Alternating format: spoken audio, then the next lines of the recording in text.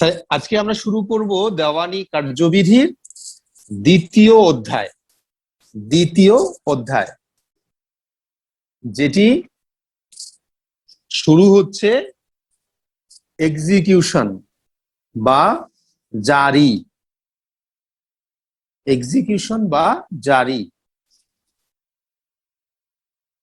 দেওয়ানি কার্যবিধির বা দেওয়ানি মোকদ্দমার ক্ষেত্রে আমরা জানি যে দেওয়ানি একটি মোকদ্দমা নিষ্পত্তি হয় উভয় পক্ষের প্রতিদ্বন্দ্বিতার মাধ্যমে। কিসের মধ্য দিয়ে, কোন আদেশের মধ্য দিয়ে কোন একটি দেওয়ানি মোকদ্দমার পরিসমাপ্ত হয়? যখন উভয় পক্ষই কন্টেস্ট করে। ডিক্রির মাধ্যমে স্যার। ডিক্রির মাধ্যমে। এই ডিক্রি যখন একটি হয়ে গেল তখন সেটি কি চূড়ান্ত, নাকি সেটাকে আর অন্য কোথাও এটার বিরুদ্ধে কোনো কিছু করা যায়? ডিক্রিটাকে স্যার কার্যকর জন্য আরেকটা নতুন মামলা করতে হয় মনে হয়। এই যে ডিক্রি হয়ে গেল একটা কোর্ট থেকে, সেটাই কি চূড়ান্ত, না এর বিরুদ্ধে কোনো কিছু করা যায়? ডিক্রি জারির আবেদন করা যায়। আবার আর কি করা যায়? যিনি সংক্ষুব্ধ হলেন এই ডিক্রিতে, তিনি কি আপিল করতে করা পারবেন? যায় স্যার, আপিল করা যায়। আপিল করা যেতে পারে। যদি সেটা রিভাইজেবল হয়, রিভাইজ করা যেতে পারে। যদি এটা রিভিউ এর মতো বিষয় থাকে তাহলে রিভিউ করা যেতে পারে। তাহলে এই বিষয়গুলো করা যাচ্ছে। ধরে নিচ্ছি আপনি আপিল করলেন, নিম্ন আদালতে কেউ হেরে গেল, সে আপিল করলো। আপিল করলে আপিলেট কোর্ট কি করতে পারে? আপিলেট কোর্টের কি ক্ষমতা? আপিল আদালতের কি কি ক্ষমতা আছে?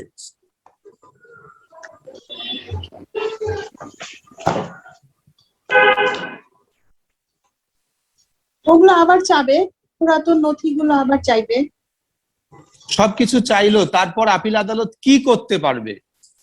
ওই রায়টাকে কি বাতিল করতে পারবে? পাবে। আপিল আদালতের সেই ক্ষমতাগুলো কি কি আছে? কয়টা ক্ষমতা? চারটা ক্ষমতা স্যার। চারটা ক্ষমতা। কত ধারায় আছে? মনে হয় 96-তে। 107 ধারায়। আপিল আদালতের ক্ষমতা কততে?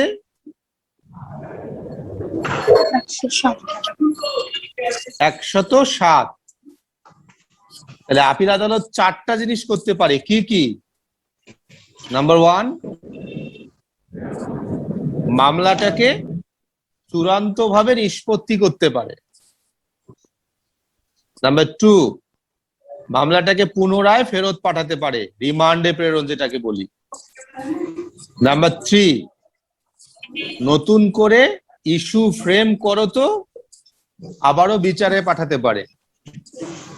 আর নাম্বার 4 হচ্ছে নতুন করে সাক্ষ্য গ্রহণ করতে পারে, অথবা নতুন করে সাক্ষ্য গ্রহণের জন্য নির্দেশ প্রদান করতে পারে। এই চারটা কাজ করতে পারে অ্যাপিলেট কোর্ট। বাদী যদি নিচের আদালতে হেরে যায় তাহলে বাদী কি আপিল করতে পারবে?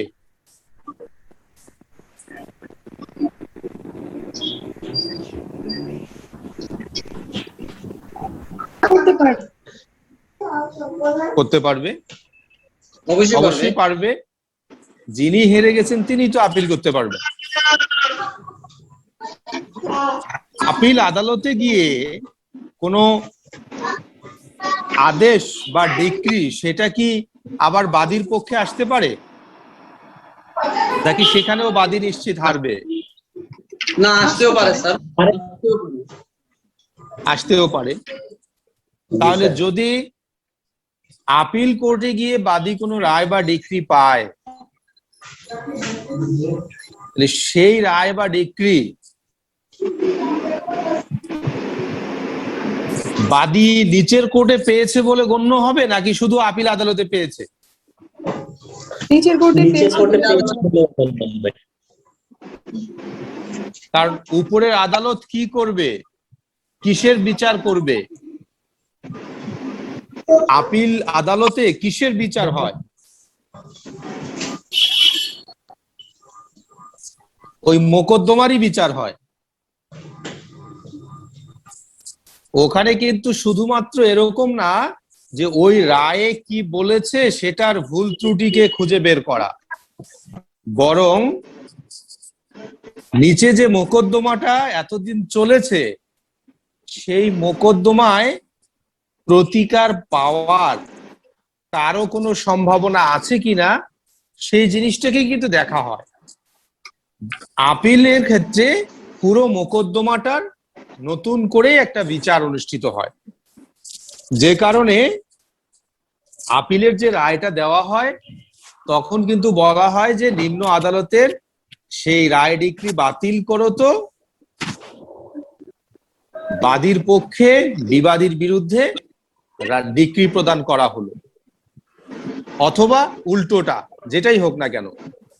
অর্থাৎ কেউ মূল মোকদ্দমায় হেরে গিয়ে যদি সে আপিল আদালতে গিয়ে ডিক্রি পায়, সেক্ষেত্রে সেটা ধরে নেওয়া হবে যে মূল আদালতই ডিক্রি প্রদান করেছে। আবার যদি উল্টোটা হয়, কেউ নিচের আদালতে ডিক্রি পেল, আপিল আদালতে গিয়ে সে হেরে গেল,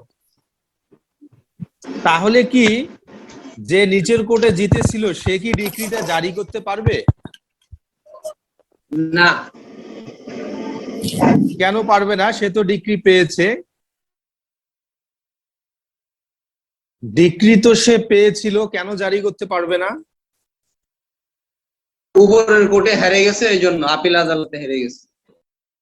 হেরে যাওয়ার অর্থই হচ্ছে তার ডিক্রিটা আর নেই। আদালতের ডিগ্রি কার্যকর হবে না। তার আগের ডিক্রিটার আর কোনো অস্তিত্ব নেই, নাই। যে কারণে তিনি আর ওই ডিক্রিটাকে জারি করতে পারবেন না। এভাবে কোনো একটি মোকদ্দমার ধারাবাহিকতা বাংলাদেশের ক্ষেত্রে কোন পর্যন্ত যেতে পারে?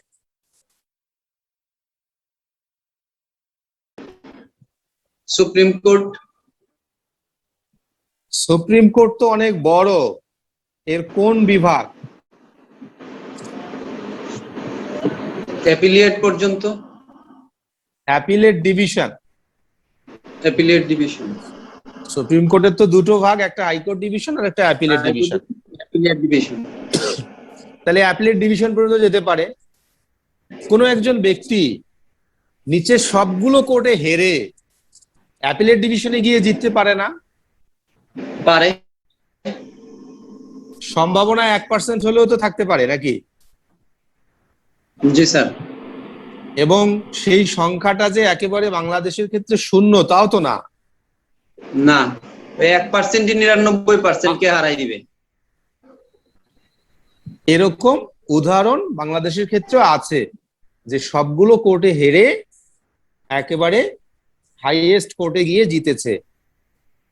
আবার এটা যেমন বাদী পক্ষে একই রকম, বিবাদী পক্ষেও সেই উদাহরণ আছে। অর্থাৎ বাদী জিতেছে সহকারী জজে, বাদী জিতেছে জেলা জজে, বাদী জিতেছে হাইকোর্ট বিভাগে, তার এই তিনটা রায় ডিক্রি বহাল থাকার আদেশ দেখা গেছে অ্যাপিলেট ডিভিশনে গিয়ে তার এই মোকদ্দমাটা খারিজ হয়ে গেছে, অর্থাৎ সে হেরে গেছে। তাহলে এরকম যে কোনো সার্কামস্ট্যান্স হতে পারে। বাদী যদি কোনো মোকদ্দমা দায়ের করে এবং সে যদি হেরে যায়, সেই ডিক্রিটা কি জারি হয়?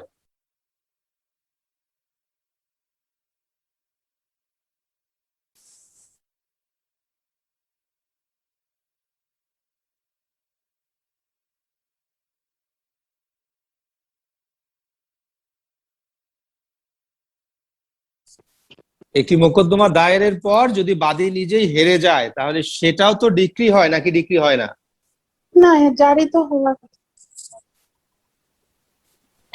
আরেকজন তো জিতে গেছে, তো তাহলে তো হবে স্যার স্যার, জারি ডিগ্রি হবে। হবে। সরি,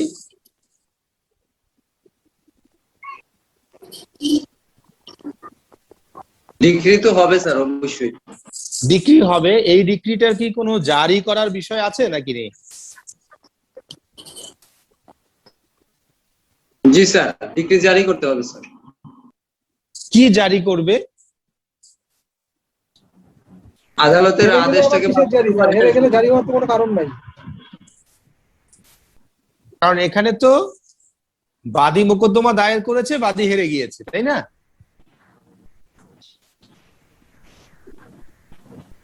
তাহলে সেক্ষেত্রে জারির কোনো বিষয় নেই। এখন যদি এই মোকদ্দমাটা হয় টাকা আদায়ের মোকদ্দমা, এবং সেখানে যদি দেখা যায় যে বাদী মোকদ্দমা দায়ের করার পর বিবাদী কাউন্টার ক্লেম করেছে, তাহলে সেখানে যদি বাদী হেরে যায়, তাহলে বিবাদীর তো একটা দাবি সেই ডিক্রির মধ্যে থাকবে। এই কথাটা কি বোঝা যাচ্ছে নাকি আপনারা বুঝতে পারতেছেন না? স্যার, বুঝতে মানি পারছি না। মোকদ্দমা বা টাকা আদায়ের মোকদ্দমা, আমরা জানি টাকা আদায়ের মোকদ্দমার ক্ষেত্রে কাউন্টার ক্লেম করা যায়। কাউন্টার ক্লেম, এটা আপনাদের দেওয়ানি কার্যবিধিতে একটা চ্যাপ্টারই আছে, counter claim. Set off and counter claim, এটা মিলে হচ্ছে একটা chapter, set off and counter claim.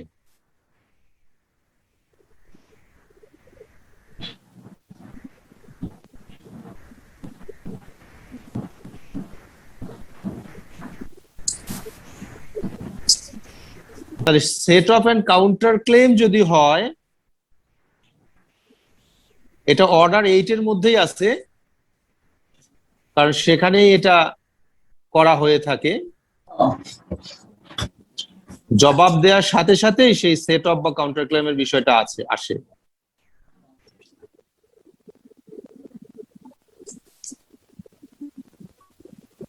তাহলে সেখানে যে ডিক্রিটা হবে, সেখানে তো বিবাদীর পাওনা আসতে পারে। সেখানে বলা যেতে পারে যে বাদীকে এত টাকা পরিশোধের জন্য নির্দেশ প্রদান করা হলো বিবাদীর বরাবরে আগামী 60 দিনের মধ্যে বা 90 দিনের মধ্যে। অর্থাৎ আমি যে মোকদ্দমাটার উদাহরণ আপনাদেরকে বলতেছি, সেটা যদি আমি একটু উদাহরণস্বরূপ বলি, যে মিস্টার রহিম একটি মোকদ্দমা দায়ের করলো মিস্টার করিমের বিরুদ্ধে, যে রহিম করিমের নিকট থেকে 5 কোটি টাকা পায়। সেই টাকাটা আদায়ের জন্য মোকদ্দমা দায়ের করলো রহিম। তার বিরুদ্ধে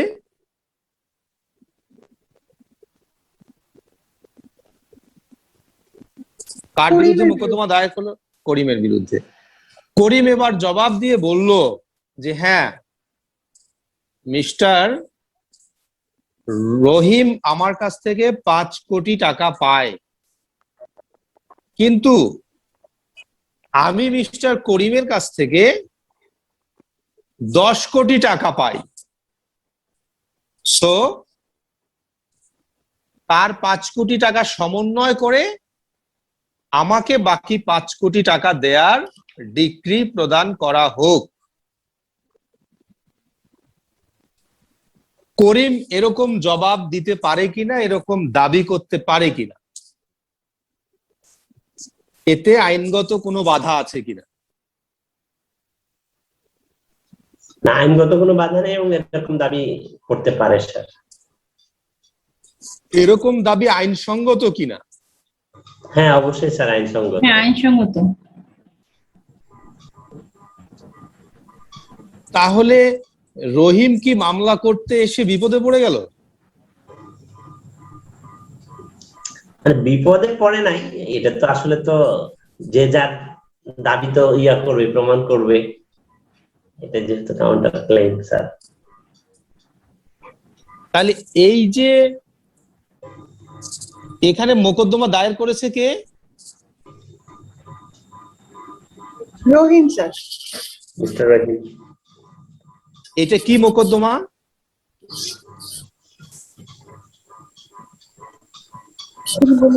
টাকা আদায়ের মোকদ্দমা, মানি সুট।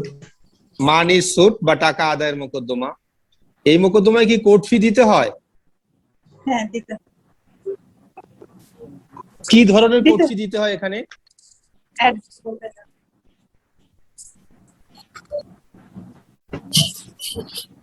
ওই যে স্যার add মাটা, হ্যাঁ, অ্যাড ভ্যালোরেম কোর্ট ফি দিতে হয়।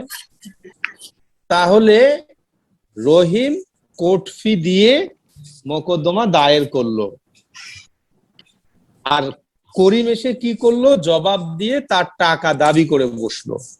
তাহলে করিমকে কি কোর্ট ফি দিতে হবে?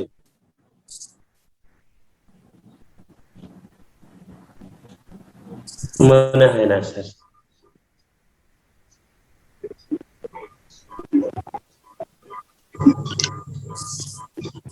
আর কেউ? স্যার পাল্টা দাবি করতে হলে তো নতুন করে ওনারও আবার মামলা দায়ের করতে হবে না, ওই উনি এসে জবাব দিলেই হবে? না, এই জবাব দিয়ে দাবি করবে, সেটিতেই হয়ে যাবে। তাহলে তো স্যার তাকে কোর্ট ফি দিতে হবে। তাহলে তাকে কোর্ট ফি দিতে হবে স্যার, যেহেতু এটা মানে বললেই ই হয়ে যাচ্ছে, মামলা হয়ে যাচ্ছে, তাহলে তো স্যার কোর্ট ফি তাকে দিতে হবে। মোকদ্দমা কয়টা হবে? একটা না দুইটা? দুইটা। কেন? সে তো এসে শুধু জবাব দিয়েছে।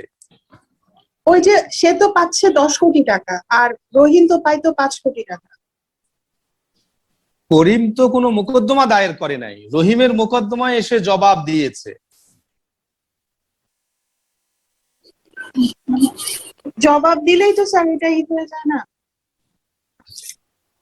মোকদ্দমা তো আর দুটো হলো না, মোকদ্দমা তো একটাই রইলো।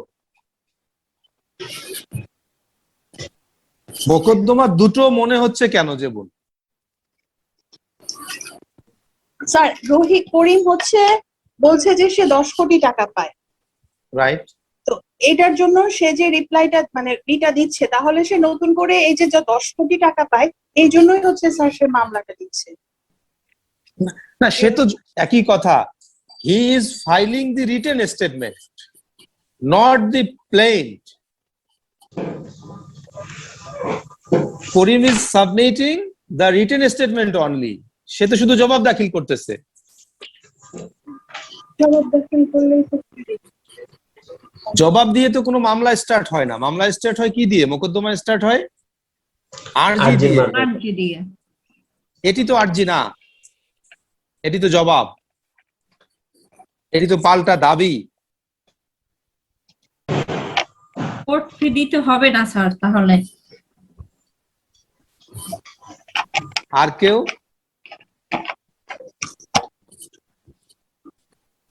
এখানে কোর্ট ফি দিতে হবে, কেমন? তাহলে আমরা একটা এক্সাম্পল পেলাম যে একই মোকদ্দমায় দুই পক্ষকেই কোর্ট ফি দিতে হতে পারে, যদি মোকদ্দমার ধরনটা হয় এরকম।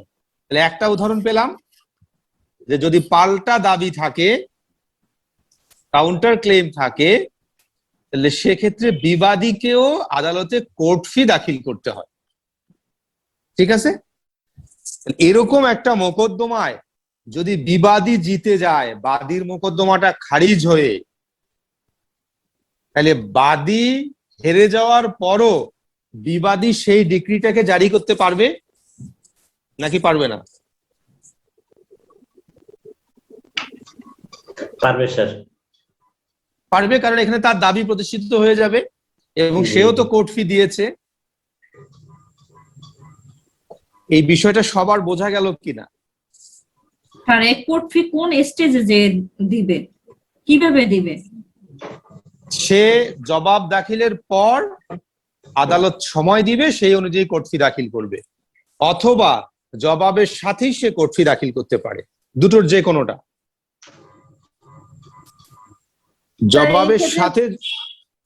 জি স্যার এই ক্ষেত্রে মামলাটা একটাই হচ্ছে স্যার, একটাই মোকদ্দমা, একটাই মোকদ্দমা। বাট সরকার কোর্ট ফি পেল কয়টা দিক থেকে? দুইটা দিক থেকে। দুইটা দিক থেকে পেল। দুইটা দিক থেকে। এবং এটা দিতে হবে, তা না হলে তার ওই পাল্টা দাবি আদালত বিচার করবে না। কোর্ট ফি প্রদান না করলে আদালত তার পাল্টা দাবির বিষয়টাকে বিচার করবে না। ক্লিয়ার? আর এখন আমি পাল্টা দাবি করলাম, এখন আদালত কি মেনে নিবি এই ব্যাপারটা, না নাও মেনে নিতে পারে? সাক্ষ্য প্রমাণ দুই পক্ষই তো আদালতে সাক্ষী উপস্থাপন করবে, ডকুমেন্টারিলি এবং ওরালি। দেন আদালত বিচার করবে আসলে কে কার কাছ থেকে কত টাকা পায়, আদৌ পায় কিনা। ঠিক আছে। সেট অফের ক্ষেত্রে তো বাদীর থেকে বিবাদীর দাবি কম থাকে সেট অফের ক্ষেত্রে, সেট অফের ক্ষেত্রে কাউন্টার ক্লেমে বেশি থাকে। কাউন্টার ক্লেমে বেশি থাকে, সেট অফে কম থাকে। এখন যেহেতু কম থাকে, এখানেও কি স্যার ইয়া দিতে হবে, কোর্ট ফি দিতে হবে? না, এখানে যেহেতু তার দাবি নেই সেখানে হয়তো কোর্ট ফি দিতে হবে না, কারণ সে এখান থেকে কিছু পাবে না। কম আছে। জি, ওইটাই বলছি যে যদি সেটা হয় সেক্ষেত্রেও তো সে পাবে না কোনো কিছু, না। তার পাওয়ার কিছু নাই। জি। এই হচ্ছে বিষয়। আর তাহলে সামারি কি দাঁড়ালো যে যদি পায় সেই ক্ষেত্রে আমার কোর্ট ফি দিতে হবে, যদি না পায় পাওয়া সেটা মানে চলে যায়। দুটো বিষয়, একটার নাম হচ্ছে সেট অফ আর একটা কাউন্টার ক্লেম। কাউন্টার ক্লেম মানেই আমি তার কাছ থেকে আরো পাবো, সে যা দাবি করতেছে তার থেকে বেশি, সেক্ষেত্রে আপনাকে কোর্ট ফি দিতেই হবে।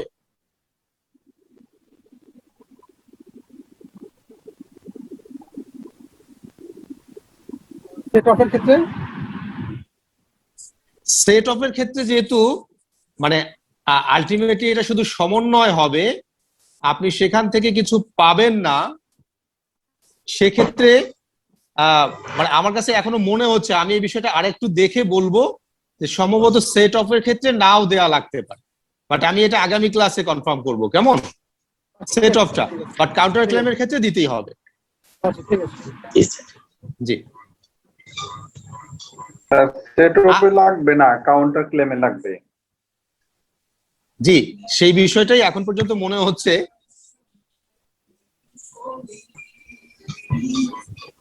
তাহলে আমরা যে উদাহরণটা বললাম এটা কি সবার কাছে ক্লিয়ার হলো, যে বাদী মোকদ্দমায় হেরে গেলেও সেখানে সেইটাতে ডিক্রি এমন হতে পারে যেটা বিবাদীর পক্ষে, সেক্ষেত্রে বিবাদীও সেটাকে জারি করতে পারে। এখন সাধারণ একটি মোকদ্দমা দেখা গেছে যে বাদী সম্পত্তির সত্য ঘোষণার জন্য খাস দখল পুনরুদ্ধারের জন্য মোকদ্দমা দায়ের করেছে এবং বাদী হেরে গেছে।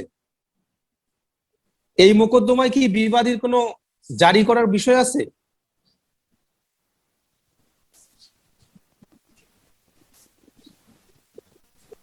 এই মোকদ্দমায় কি বিবাদী কোনো জারি মোকদ্দমা দায়ের করবে, কোনো প্রয়োজন আছে?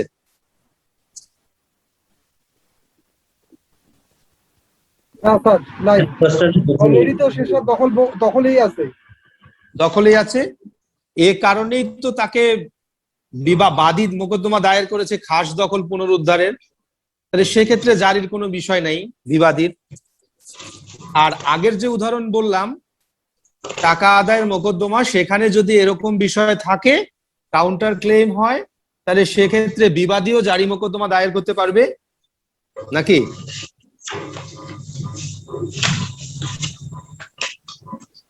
বিবাদী জারি মোকদ্দমা দায়ের করতে পারবে ওই ক্ষেত্রে?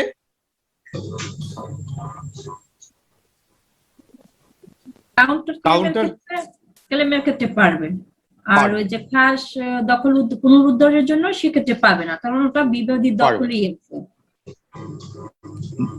ডিক্রি কয় প্রকারের? দুই প্রকারের। কি কি?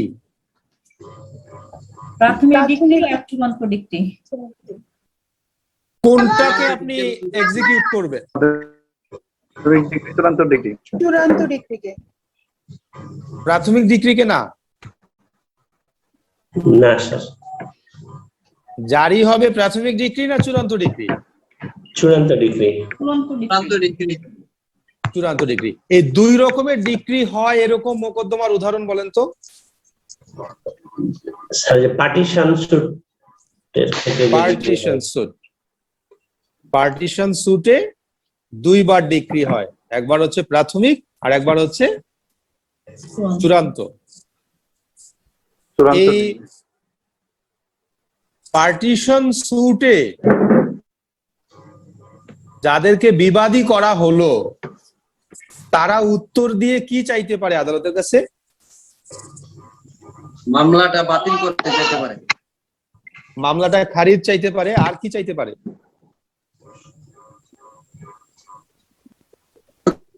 ক্ষতিপূরণ চাই। ক্ষতিপূরণ চাইতে পারে, আর আর কিছু চাইতে পারে?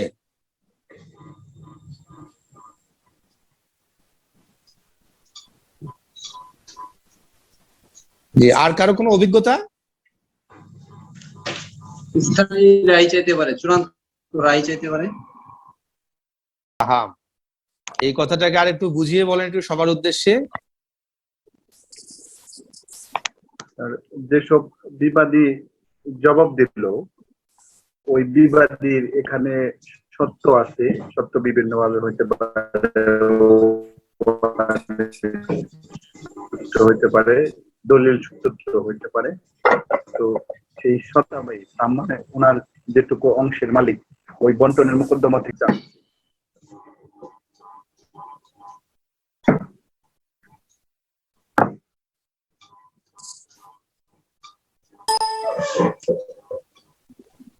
জি, আপনারা শুনতে পেয়েছেন সবাই?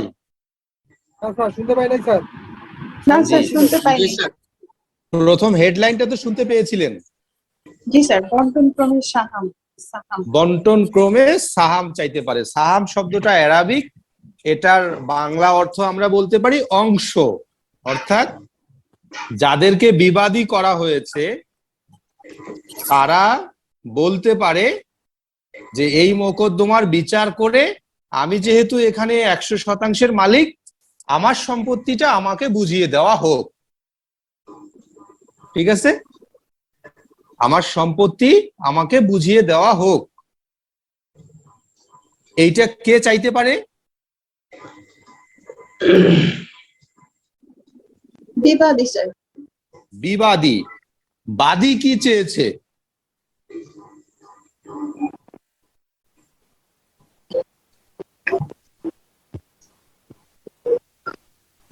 বাদীও তো এই বন্টনই চেয়েছে, যে এই সম্পত্তি বন্টন করে এখানে এটা এজমালি সম্পত্তি, এখানকার মালিক বিবাদী এবং আমরা সবাই মিলে, তো আমার অংশ এখানে 50%, এখানে বন্টন করে আমাকে আমার 50% বুঝিয়ে দেওয়া হোক। বন্টনের মোকদ্দমার কিন্তু অর্থই হচ্ছে যে এই সম্পত্তিটা এজমালি সম্পত্তি, সেখানে আমার অংশটা আমাকে বুঝিয়ে দেওয়া হোক। এটাই হচ্ছে বন্টনের মোকদ্দমার মূল কথা। এখানে বাদীরা বাদীদেরটা চাইতে পারে, বিবাদীরা তারটা চাইতে পারে। এখন বিবাদীরা যদি মনে করে যে না, বাদী এখানে কোনো সম্পত্তি পাবে না, তাহলে তারা মোকদ্দমাটা খারিজ চাইতে পারে। এই হচ্ছে দু রকমের জবাব দেয়া যেতে পারে বন্টনের মোকদ্দমায়। তাহলে বন্টনের মোকদ্দমায় এটা পড়ার উদ্দেশ্য হচ্ছে, একটু আগে আমরা মানি স্যুট যে কারণে পড়েছি, কাউন্টার ক্লেম যেটা পড়েছি, ঠিক একই রকম বিষয় এখানেও। এখানেও বিবাদী জবাব দেওয়ার মধ্য দিয়ে সাহাম দাবি করতে পারে, তার অংশটা দাবি করতে পারে, এবং এই যে তার অংশ চাওয়া, এই অংশ চাওয়ার সাথে তাকে কোর্ট ফি দিতে হবে।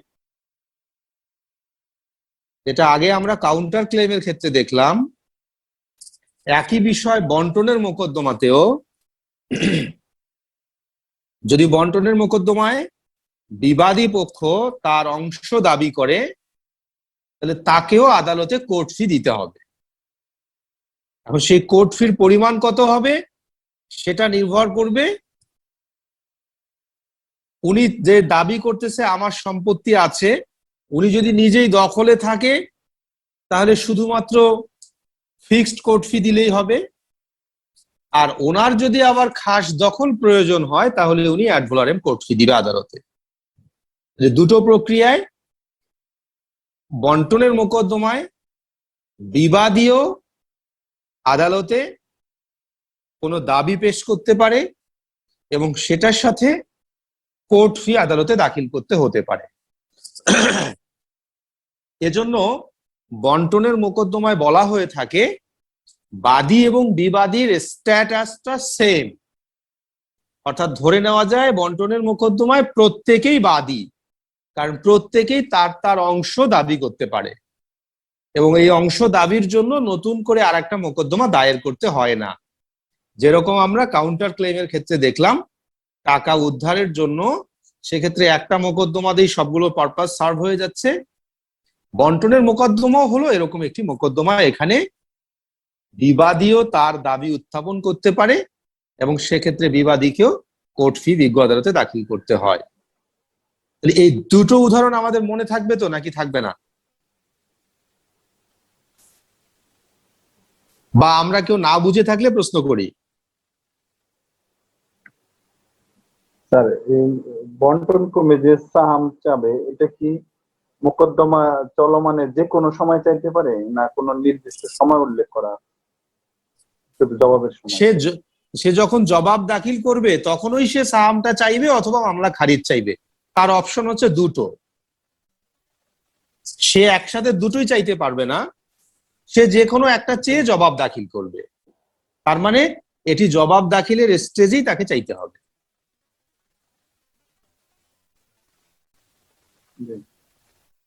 মানে স্যার, আমি বলতে চাচ্ছিলাম যখন একাধিক বিবাদী, অন্যান্য বিবাদীরা জি। 50 জন বিবাদী, 2 জন বিবাদী জবাব জি। দেয়, মাঝে চলে আসে, এখন কি এই PSC তারা এই মোকদ্দমার প্রিলিমিনারি ডিক্রি হওয়ার পর ফাইনাল ডিক্রির আগেও সাম চাইতে পারবে। সরি, বুঝতে পারছেন? যারা জবাব দেয় নাই তারা প্রিলিমিনারি ডিক্রি প্রচারের পর ফাইনাল ডিক্রির আগে দিয়েও সাম চাইতে পারবে।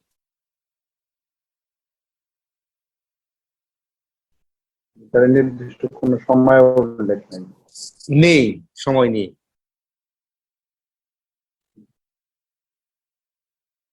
জি। ধন্যবাদ। তাহলে এই কাউন্টার ক্লেম এবং বন্টনের মোকদ্দমার ক্ষেত্রে আর কারো কোনো প্রশ্ন আছে? এখানে আপনার হচ্ছে কোর্ট ফির একটা কথা তো বুঝলাম, আর একটা যেটা সেটা হচ্ছিল যে যে বিবাদী সেও আবার জারি মামলা করতে পারবে এই ক্ষেত্রে। তাহলে যখন কোনো বিবাদী এই বন্টনের মোকদ্দমায় সে তার অংশ পেল, সে দাবি করলো যে আমার সম্পত্তি, এই যে বন্টনের মোকদ্দমার যে তফসিল, বন্টনের মোকদ্দমার তফসিলভুক্ত সম্পত্তি, যে সম্পত্তি নিয়ে বন্টনের মোকদ্দমা, তার মধ্য থেকে আমি 100% পাই। আদালত সাক্ষ্য প্রমাণ গ্রহণ করে প্রাথমিক ডিক্রি দিলেন যে হ্যাঁ, বাদী 50% পাবে, বিবাদী 100% পাবে। এরপরে অ্যাডভোকেট কমিশনার নিয়োগ হয়ে গেল। অ্যাডভোকেট কমিশনার মাঠে গিয়ে দেখলেন যে হ্যাঁ, সম্পত্তির পরিমাণ 150% আছে। সেখান থেকে বাদীকেও 100% দেওয়া গেল, 50%, বিবাদীকেও 100% দেওয়া গেল। তাহলে এই যে ডিক্রি, এখানে সম্পত্তি পেল শুধু বাদী না বাদী এবং বিবাদী উভয়? বাদী বিবাদী উভয়। উভয়। তাহলে এখন যদি দেখা যায় যে বাদীর 50%-এর মধ্যে 20% দখলে আছে, 30%-এর দখলে নাই, তাহলে বাদী ওটাকে কার্যকর করার জন্য মোকদ্দমা দায়ের করবে। আবার যদি দেখা যায় বিবাদী তার 100%-এর মধ্যে 80%-এর দখলে আছে, 20%-এর দখলে নাই, তাহলে সেক্ষেত্রে বিবাদীও আরেকটা জারি মোকদ্দমা দায়ের করবে। তাহলে এই যে এখানে বিবাদীও জারি মোকদ্দমা দায়ের করতে পারতেছে।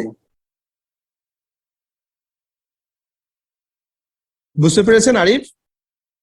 জি মূল স্যার, ধন্যবাদ মোকদ্দমায় স্যার। সে বিবাদী হইলেও ডিগ্রি জারির মোকদ্দমায় সে ওইটা দখল চায় মোকদ্দমা করলো, সেক্ষেত্রে অবশ্যই বাদী হয়ে গেল। সে ডিক্রিদার হবে তখন, ডিক্রিদার।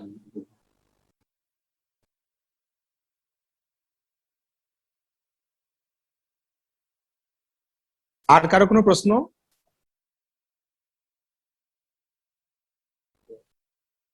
যিনি ডিক্রিদার কাকে বলা হয়? ডিক্রিদার কাকে বলা হয়? যিনি ইয়ে মানে মোকদ্দমার অংশ দাবি করে, মানে ডিগ্রি বলবৎ করার জন্য যিনি প্রতিকার চাচ্ছে, উনি ডিগ্রিদার। জি, ডিক্রিদার। আর একজনকে বলবেন কাকে বলে ডিক্রিদার? ডিগ্রিদারের কাছে ডিগ্রি পৌঁছে দেওয়া কি ডিগ্রিদার বলে। যার পক্ষে আদালত ডিগ্রি দিয়েছেন সে হচ্ছে ডিগ্রিদার।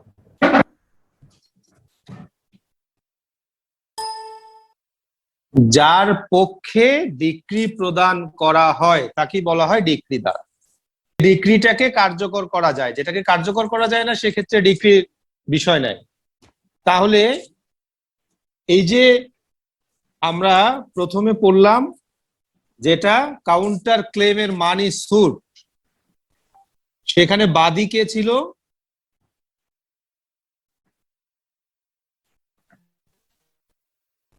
রহিম। রহিম ছিল, রহিম। আর বিবাদী কে ছিল? করিম। করিম। এই মোকদ্দমায় বিক্রি হলো যে করিম রহিমের কাছ থেকে 5 কোটি টাকা পাবে এবং তাকে 90 দিনের মধ্যে পরিশোধের জন্য বলল। তাহলে এখানে ডিক্রিদার কে? ডিক্রিদার করিম। করিম। করিম। তাহলে যখন এই বলা হবে তখন বলা হবে defendant decree holder.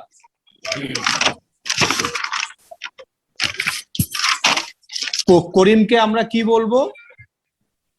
Defendant ডিগ্রিদার। Decree holder, বাদী ডিক্রিদার, সরি বিবাদী ডিক্রিদার। বাদী তো না, করিম তো ওই মামলায় বিবাদী ছিল, বিবাদী ডিক্রিদার। আবার বাটোয়ারা মামলায় যেখানে দুই পক্ষই ডিক্রি পেল, সেখানে কাকে ডিক্রিদার বলবো, কিভাবে বলবো? এখানে বাদী ডিক্রিদার না বিবাদী ডিক্রিদার? দুজনেরই তো স্ট্যাটাস সেম। হতে পারে, যার যার যার পক্ষে ডিগ্রি। তাহলে যখন বাদী ডিক্রি জারি মামলা করবে তখন বাদী ডিক্রিদার, আর যখন বিবাদী ডিক্রি জারি মামলা করবে তখন বিবাদী ডিক্রিদার। বিষয়টা ক্লিয়ার কিনা? তাহলে ডিক্রিদার শব্দটা আসতেছে কখন? যখন আমরা ডিক্রি জারি মামলা করতে যাচ্ছি, ডিক্রি হওয়ার পর, এবং প্রয়োজনটা হবে যখন ডিক্রি জারি মামলা করতে যাব। তাহলে আমরা এর আগে দেখেছি যে ডিক্রি প্রদানের মাধ্যমে বিচারিক আদালতের কাজ শেষ হয়ে যায়। এই ডিক্রি রিভলভ করতে করতে যদি এটা চলমান অবস্থায় থাকতে থাকে, বাংলাদেশের ক্ষেত্রে এটা আপিলের ডিভিশন পর্যন্ত যেতে পারে, আপিল বিভাগ পর্যন্ত যেতে পারে। সেখানে গিয়ে যে চূড়ান্ত রূপটা হবে সেটাই হচ্ছে একটা ডিক্রির চূড়ান্ততা। সেখানে গিয়ে যে বিষয়টা চূড়ান্ত রূপ পেল সেটা অনুযায়ী পরবর্তীতে ডিক্রির ফল ভোগের জন্য কি করতে হবে? একটা ডিক্রি জারি মোকদ্দমা করতে হবে। যিনি ডিক্রি জারি মোকদ্দমা করতেছেন তিনি কে? যে জিতছে সে ডিক্রিদার। ডিক্রিদার।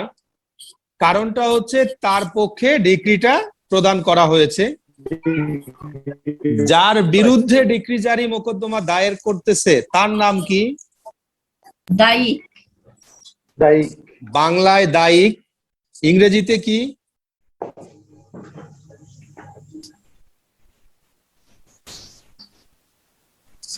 জাজমেন্ট ডেটর, বাংলায় জাজমেন্ট ডেটর, ডিক্রি হোল্ডার, আর এই উল্টো দিকে হচ্ছে জাজমেন্ট ডেটর। তাহলে judgment debtor and decree holder এই দুটো হচ্ছে শব্দ ইংরেজি এবং বাংলায়। জাজমেন্ট ডেটর হচ্ছে যার বিরুদ্ধে ডিক্রি হয়েছে এবং সেই ডিক্রি জারি মোকদ্দমা দায়ের করা হচ্ছে।